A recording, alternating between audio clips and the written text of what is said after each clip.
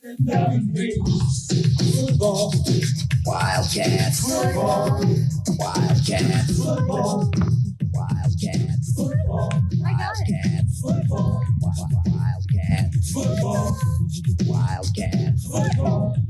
Wildcats. Football. Wildcats. Football. Wildcats. Welcome to the Married with Picks podcast, season 4, episode 18, week 18, the final regular season week. Last week of the regular season. I can't believe the season's over. I know, it really flew by. We're doing this on Friday, so in 2 days we'll know all the playoff matchups. But this is where you really want to come to get an idea what the hell's going on this week, because there's a lot of moving pieces. A lot of teams are sitting players because they're locked up, but the majority of the league is still fighting for playoff spots or positioning, even if they have the playoff spot clinched. Okay, and we'll go through that with each game. We'll mention what the situation is. So if you're watching, please like, subscribe. This way you'll be reminded when we come back next year. So we have all division games this week, 2 Saturday games. And as Steve mentioned, there are some teams that are locked in and resting starters, some games that are win and in scenarios, and some teams that are playing for nothing but have been for a few weeks at least. So the first game is the Saturday afternoon Steelers at Ravens. Steelers are favored by 3 points. All right, so just to set the stage, we have 2 games Saturday, right? Yeah. One's at 4:30. That's the first game. The next game's at 8:15. Then the rest of the action is all going to be on Sunday. And there's one Sunday night game, nothing on Monday, right? So just level Correct. set for the week. Correct. All right. So this is a win and in scenario for the Steelers. They are going to be starting Mason Rudolph in this game, who is 2-0 this season as a starter. The Ravens are locked into the number 1 seed, so there will be no Lamar Jackson. Tyler Huntley will get the start. There will also be no Odell Beckham, no Marlon Humphrey, no Zay Flowers, no Kyle Hamilton. This same scenario actually existed back in 2019, where these teams played in the final week of the season. Ravens were resting starters. Pittsburgh was playing for a spot in the playoffs, and the Ravens won that game outright. I am surprised that Mason Rudolph is 2-0 as a starter. I don't think he can go 3-0. I think the Ravens will put up a fight, and I'm not willing to take the Steelers as a favorite on the road here. So I am going to take the Ravens on this one. I'm right there with you. Even though they're sitting there guys and Lamar's not playing, I don't have a lot of confidence. Tyler Huntley is a capable backup. Yeah, I agree. I mean, he's been in the position before where Lamar didn't play, and he got a lot of games action in last year, right? And with the defensive concepts of Baltimore will still be in play, even though you don't have Hamilton in the back end as a safety. You know, we've all been watching Pittsburgh. Let's be real. We've all been watching Pittsburgh all season. Their record supersedes probably their quality of their roster. And, I'd be surprised if Pittsburgh actually ended up backing in and getting into the playoffs. So I like Baltimore here too. I love Tyler at quarterback. He's also playing for contract at this point. So, yeah. Okay. So same side of that one. Next game is the Texans. Did you say what the number was on that game? It was plus 3. 5. Or it's plus 3 now? It's down to 3. It was at 4 earlier. So next game is the Saturday night game. Texans at the Colts. Texans are 1.5 point favorites. This is win and in, lose, go home scenario for both teams. These teams played back in week 2. Indianapolis won that game 31-20. That was way back when Anthony Richardson was the quarterback for the Colts. It was funny when I saw that. I totally forgot about him. What did he get, 4 games in? I think this was the game where he went out and Minshew came in. So that was week 2. He might have came back and played a couple games before then he went out for the whole year. Yeah. So I don't know how much we can use the result from that game to learn anything about this. One interesting note that I heard on the radio, and it kind of makes sense.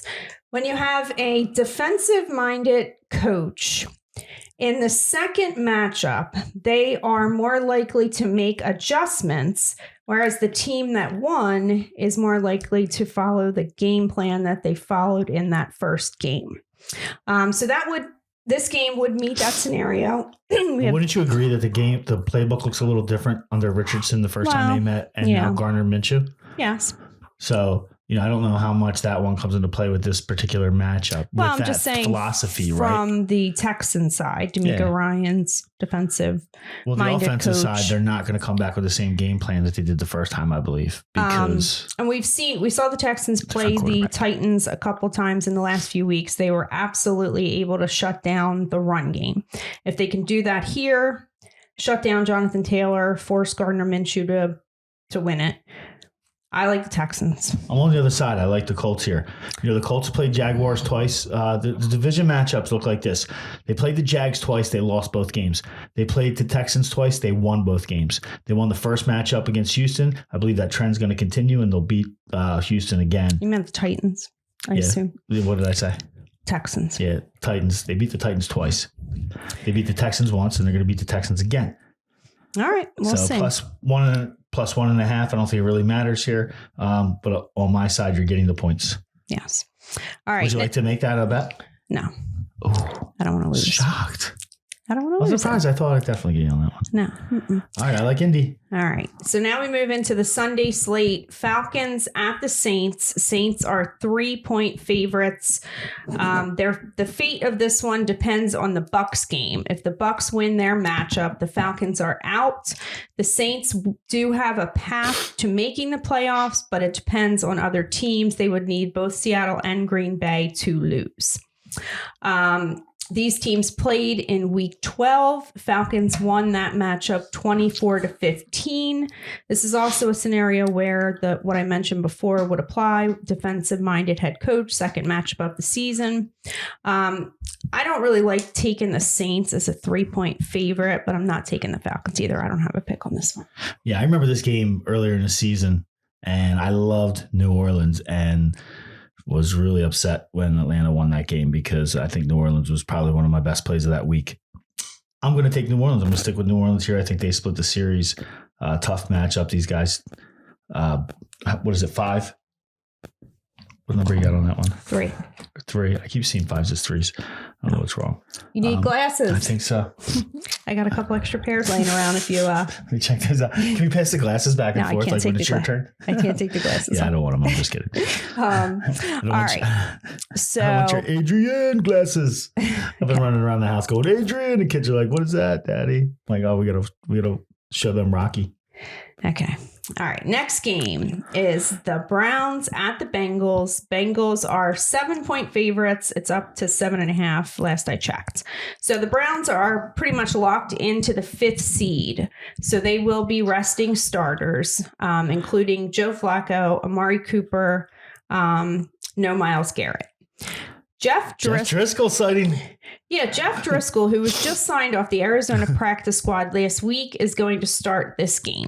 He was the Bengals quarterback last year, right? Yes, he was. Well, I don't know about last year, but he was in the past.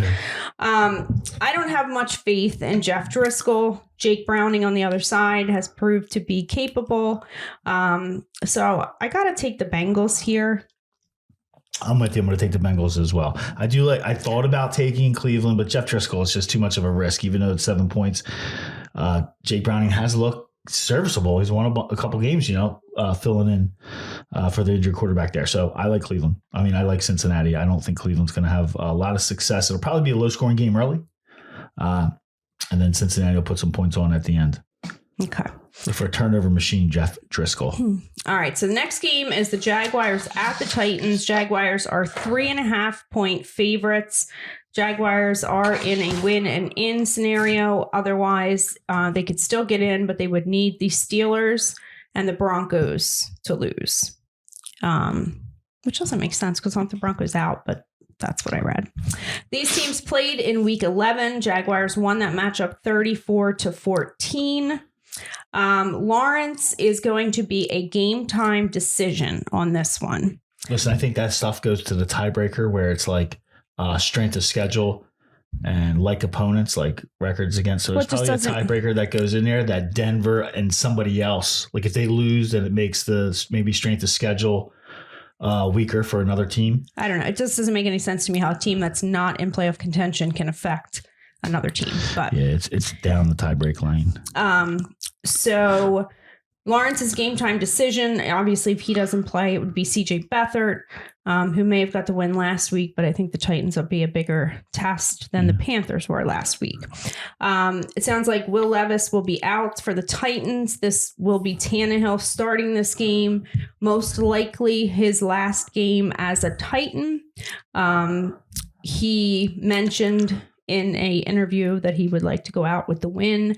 DeAndre Hopkins has some incentives in his contract that he could earn $750,000. He would need some yards, some receptions, and 2 touchdowns. I think each of those is worth $250K. So I got a quick question for you. Yeah. Ryan Tannehill done with Tennessee at the end of the season. Is his career over? Will No, I don't anybody think give so. him a shot? Well, as a backup, for sure. You think for sure? Yeah. And this is a guy who's a converted quarterback late in college career and really hasn't shown that he's been able to get it done. Like I would just look at it as if I was a GM in the NFL, like it's a total waste of time to bring him to my roster. Look at Joe Flacco. Joe Flacco's won a Super Bowl. I'm saying Ryan Tannehill has done nothing in the NFL. Why would you want to bring a loser onto your roster? Joe Flacco can come play for me when he's 50. He played. Dude won a Super Bowl. He won a national college championship, 1 AA, Delaware. He's a winner. Tannehill played very competently for the Titans for at least 2 years. Though. He's a loser. What have they ever done? Nothing. They went to an AFC championship once. They on the curtails of Derrick Henry. Not had anything to do with Tannehill. Yeah, it did have a lot to do with Tannehill. He was the quarterback. Please. But this year, I don't think you can hold anything against him. The offensive line is horrible. I mean, that's the bottom line. That should be our next bet. Will Ryan Tannehill get a job next season? I'm not talking about like training camp. Like he's got to make a roster week 1. As a backup, I'm certain he can. All right, we'll see. But regardless. So here we have Mike Vrabel as a home dog. Jaguars have not been great at covering as a favorite this year.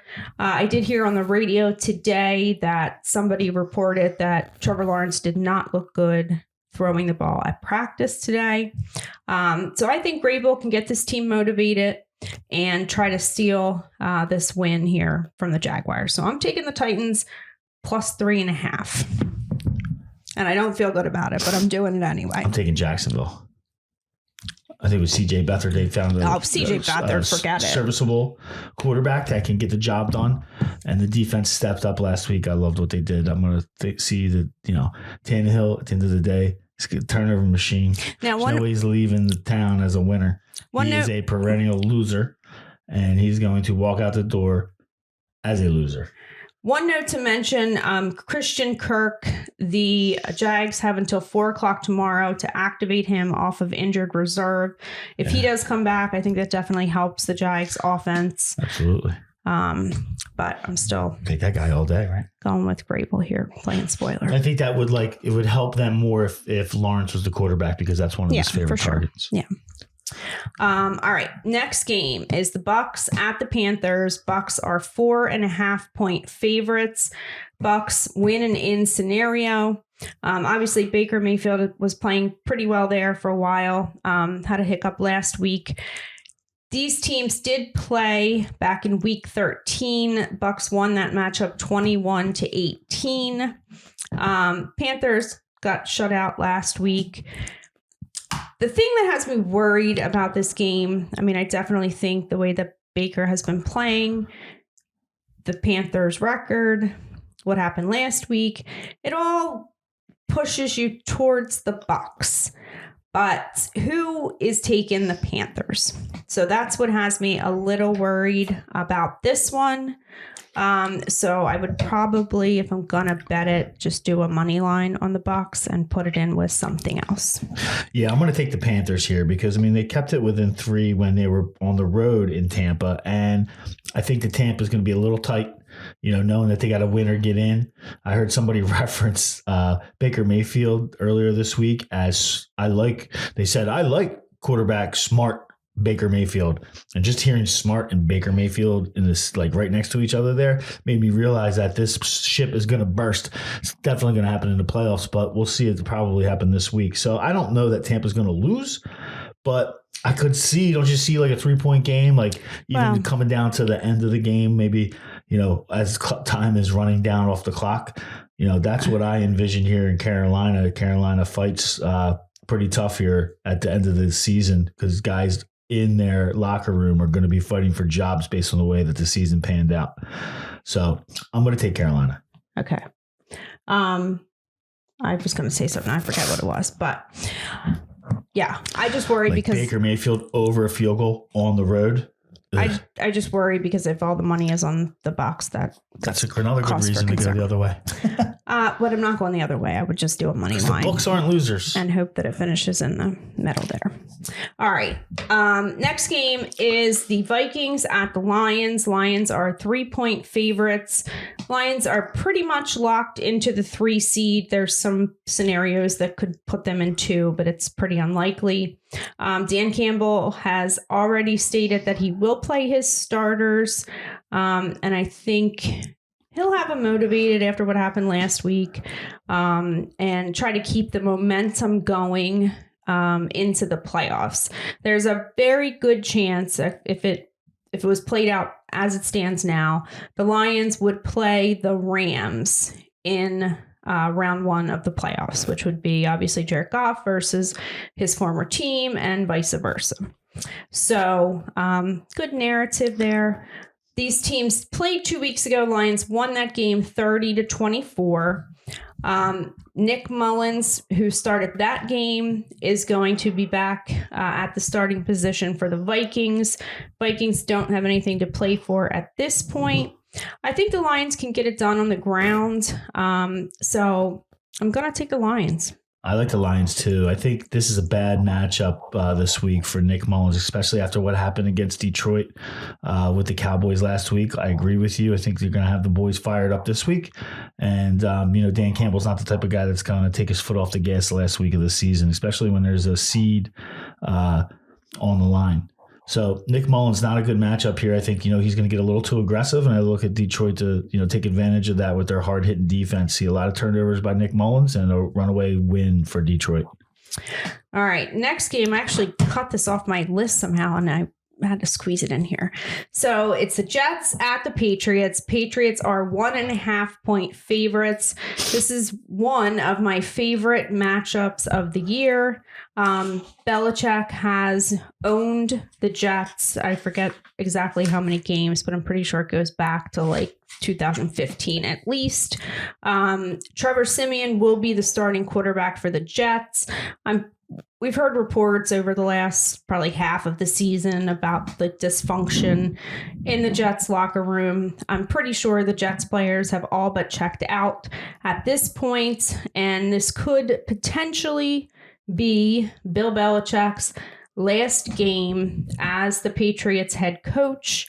I don't think he wants to go out on a loss to a team that he has owned for the majority of his time there.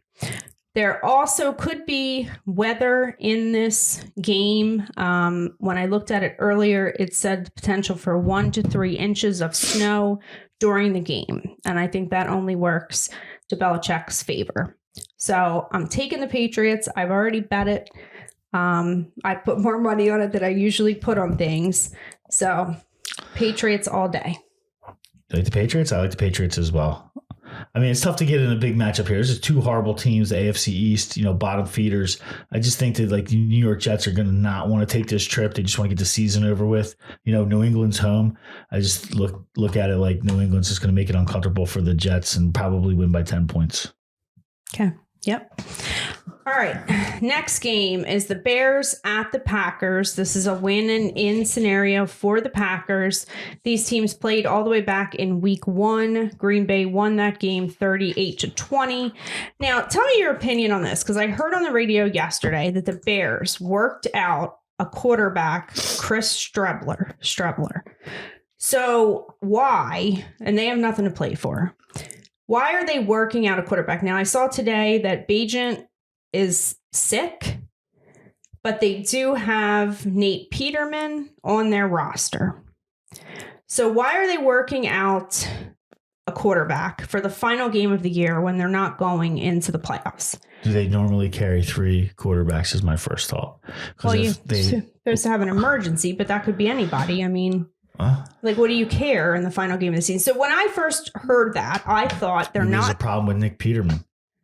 Well, he sucks, but other than that, there's no problem with him. But let me finish. There could be philosophical things like contract bonuses that they don't want to play him.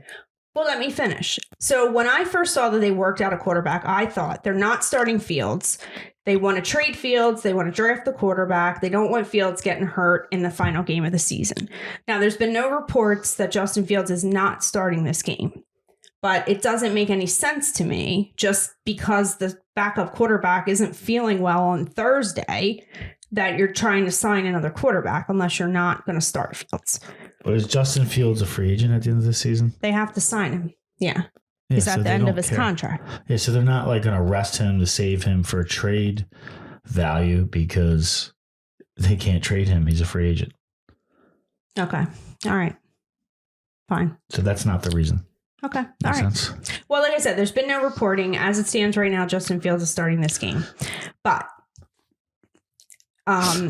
maybe Justin Fields has come to them behind the doors and say that I don't want to, it could be perceived weak if it comes out that he asked to sit the game, right? To go into, because he didn't want to get hurt. No, I don't think it's that. I thought it was maybe the Bears organization, but that's fine. So what are your thoughts on this game? Because I'm kind of back and forth. I mean, over the course of history, like we remember Aaron Rodgers owned the Bears, and week 1 of the season, Green Bay won that game pretty handily. The Bears defense has gotten a lot better over the last half of the season. They're actually 6-1 against the spread in their last 7 games. Well, my thought was that Green Bay, typically has that, voodoo over Chicago, and that's with Aaron Rodgers. And Aaron Rodgers is gone as of last season, and I think that Chicago, very much is looking forward to going into Green Bay and getting rid of some of those demons from the past. So with no Rodgers, I was looking for Chicago and thinking that when I was looking at this game, I was thinking that Justin Fields was going to play the whole game. I wasn't didn't know that they were trying to sign somebody. I'm actually not worried about it at all. Okay. Who knows? Maybe they're just, this guy's coming out and they wanted to take a look at him for next year, get him on the practice squad. There's who knows, who cares? I don't think that guy has anything to do with the plans. I like Justin Fields. I think Chicago, they're getting points. I guess I just don't trust. I just don't even trust the Bears to put together a good game plan in this final season. The way I look at it, although I guess the coach might be coaching for his job at this point too, so he is. Well, now we were talking about teams kind of choking, there's games where one team's playing for the playoffs, the other team's playing for nothing. Right. And a lot of times in the past, we've seen where that team that's playing for nothing is loosey-goosey, right? And they come out and they upset the team that's looking to win to get into the playoffs. And that's where Green Bay is in that situation right now. And I don't think the young quarterback Love is veteran enough to take the team and get them over the hump in this game. I think this is going to be like a young quarterback lesson. And I like Chicago a lot, actually, in this game. Well, and I know Christian Watson hasn't played a few games. I think he's technically just questionable for this game. Jaden Reed, who has kind of filled in, I guess, in his absence. He's had a touchdown in every freaking game of late. He's also questionable. I think that other receiver, last name Wicks, is also questionable. So I don't know. I'm kind of back and forth on this. I don't really trust it either way. So I'm just laying off that one. Yeah. All right, so next game is the Cowboys at the Commanders. Cowboys are 13.5-point favorites. These teams played back in week 12. The Cowboys won that game 45-10. That game was in Dallas. This game is going to be in Washington. Cowboys need this win to clinch the division. It basically comes down to them and the Eagles, but if they win, they're the division winner. Otherwise, if they lose and Eagles win, they become a wild card. Cowboys obviously have not played as well on the road as they do at home.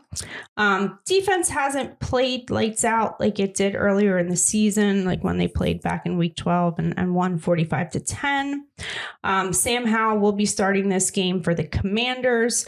I was prepared to take the points with the Commanders here, but then earlier I heard that the Commanders, they said resting players. It sounded to me more like just some of the guys that are kind of banged up are not going to play. It's mostly defensive players. Jonathan Allen, 2 cornerbacks, who I think are basically backup cornerbacks to begin with. So Jonathan Allen's like their best player. Yeah, exactly. So what that made me think, it's odd for a team that's not playing for anything to rest their starters, but I guess they are in line for the 2nd pick of the draft. So then I had thoughts of Doug Peterson in Washington, where he pulled Jalen Hurts late in the game. So I would worry that the Commanders aren't really trying to win this game. We know Ron Rivera is probably out at the end of the season. So I don't know what their motivation level is.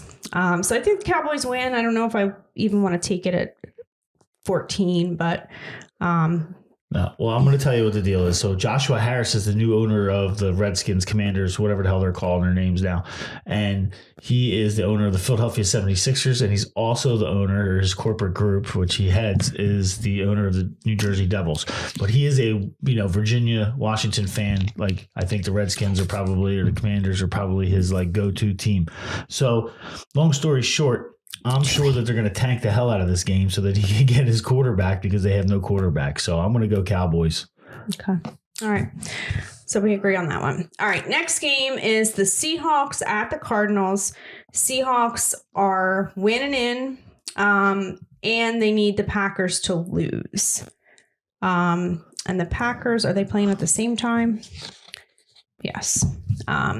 So Seahawks have owned this matchup with the Cardinals. They've won the last 4 meetings by 8 to 10 points, including week 7 of this year.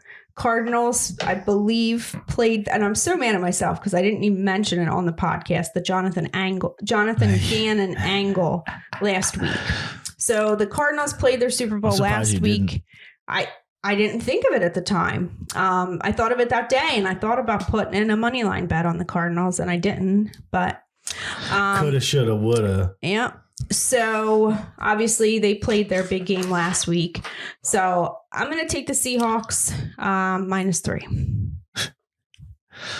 I was going to take the Cardinals money line too. What? I like the Cardinals. I think I like the way that they played last week.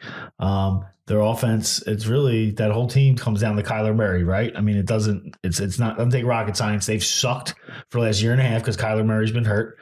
They've sucked since Kyler Murray took a couple of games to get, the kind of dust off.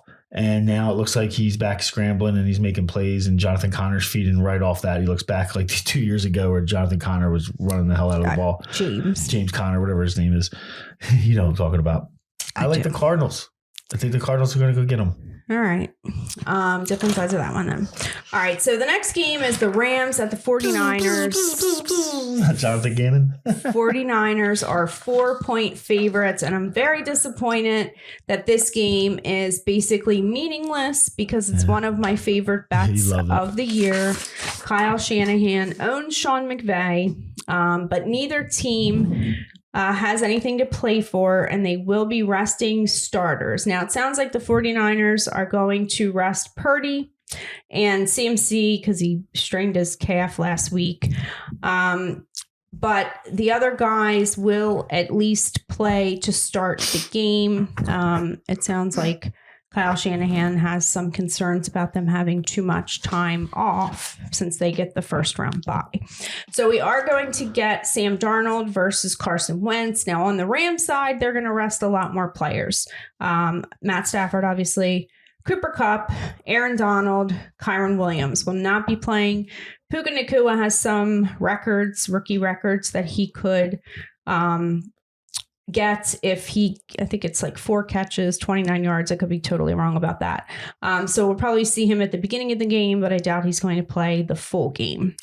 Under the circumstances, I'm still going to take the 49ers, but it's just not the same. So I would never back a team led by Carson Wentz, period. And I like Sam Darnold.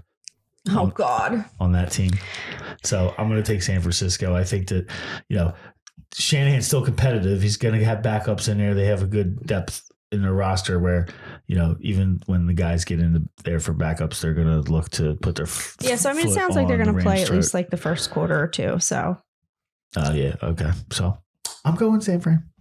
All right. I'm with you. Same side on that one. All right. Next game is the Eagles at the Giants. Eagles are 5.5-point favorites.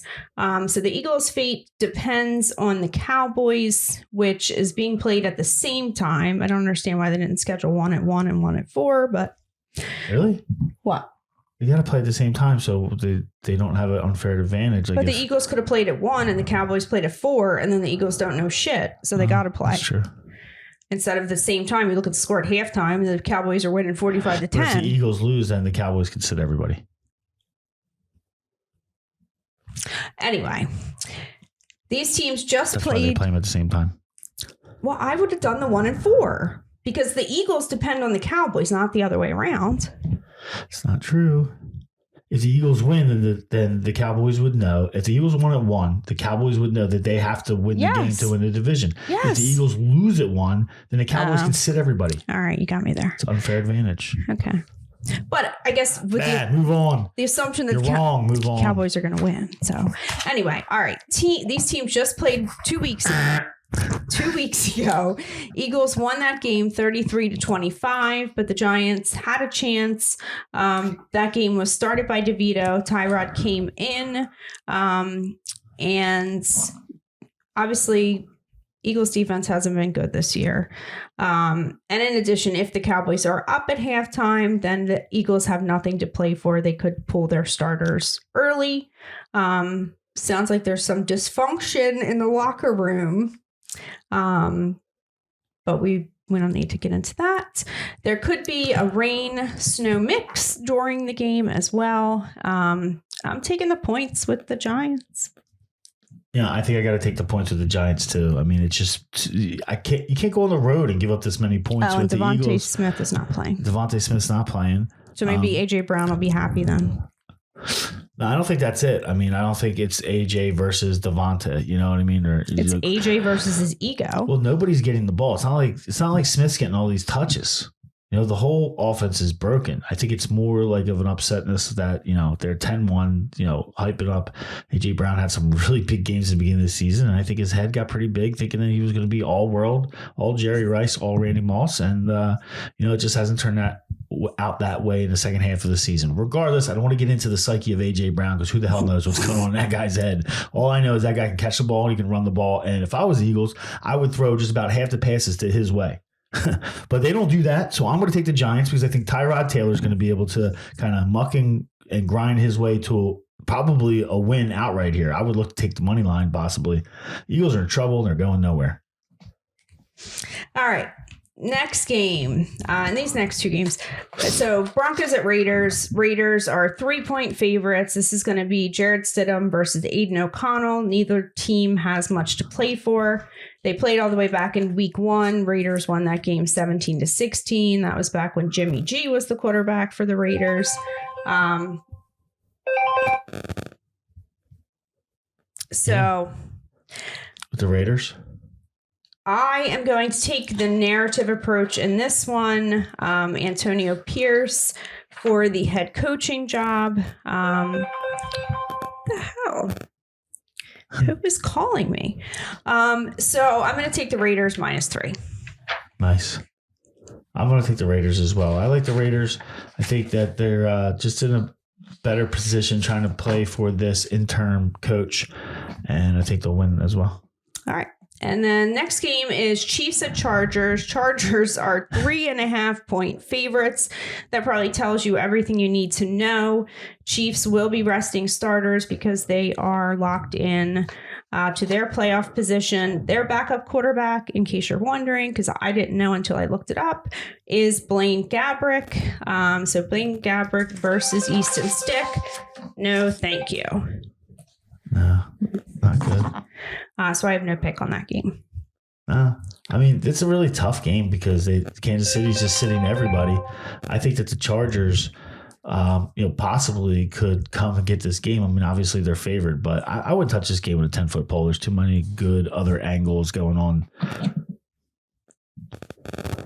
All right, and then the final game is a Sunday night game at 8:20. Right, it's Buffalo versus Miami. Buffalo traveling down to Miami, so it should be good weather. I think all the rainstorms like the north. All right, hold on. Okay, we're back. So this is the Bills at the Dolphins. Bills are favored by 2.5. So I was mad at myself last week for taking the Dolphins. 2 weeks ago, I was calling them a fraud. I got distracted by their win against the Cowboys and last year's game against the Ravens. So they got stomped by the Ravens last week, and with the exception of the Cowboys, they haven't beat a team over 500 this year. Dolphins have a lot of injuries. All these guys are questionable. Mostert, Achane, Tyreek Hill, who, I don't know if you saw this, but he had a fire at his house. Yeah, I did. One of his kids. Playing with a lighter? Yeah. So a little distraction there for him. Waddle. The damn baby's out the street. Waddle is also questionable. They all did return to practice on Friday. Bills have dominated this matchup. They only have one loss over the last few years. That was since September of 2022. Last year, the regular season meeting and playoff game, they won by 3 points. They played back in week 4 of this year. Bills won that game 34-20. Hey, can I ask you a quick question? Yeah.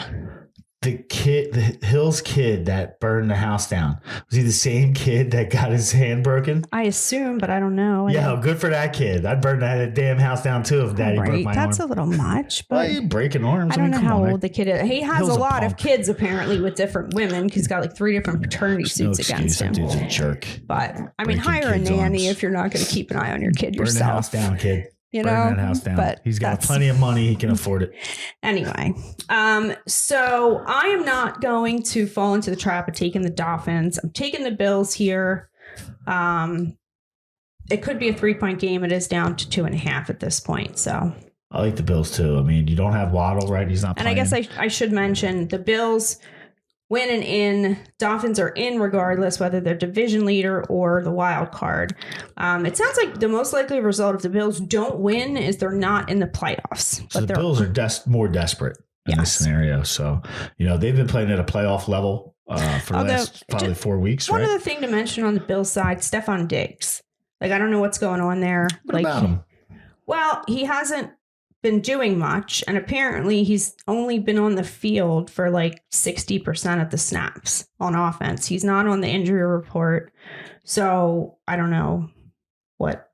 Like, he hasn't had a game with over like 50 yards since like week 10. I'll tell you this. I'll know in the first 2 drives who's going to win this game, and if they're going to Diggs, it's fine. But if they're mixing it into Diggs, but they better be running the hell out of the ball. And if they're not running the ball, they better be throwing it to Cooks out of the backfield. Cooks has to touch the ball for them to move on. I get that he's not the biggest guy, so if they're holding him back, but now's the time they got to get in the playoffs, and the rest of the season they need to get the ball to James Cook, and just let him run, throw the ball to him out in the open area in the flat, get him screen passes, work the ball to Diggs, that's fine, but this team can throw to Diggs all they want. If they don't have action working with the running back, then they're not going anywhere. But I think that that's exactly what they're going to do. It's not going to be a Diggs game. It's going to be a Cook game. But they do need to get Diggs moving if they're going to go deep into the playoffs and eventually win the Super Bowl. So I like where your head's at. I think this is probably more of a Cook game where they lean on him down in Miami in the nice weather. Boom, run it all over the place. And hopefully Josh Allen doesn't play hero ball and turn the ball over. I'm on the side of the Buffalo Bills. All right, so that'll do it for us for week 18. That'll do it for us for season 4. Thanks for watching. Remember, like, subscribe. This way you'll know when we're back next year. All right, good luck in the playoffs too. Peace out.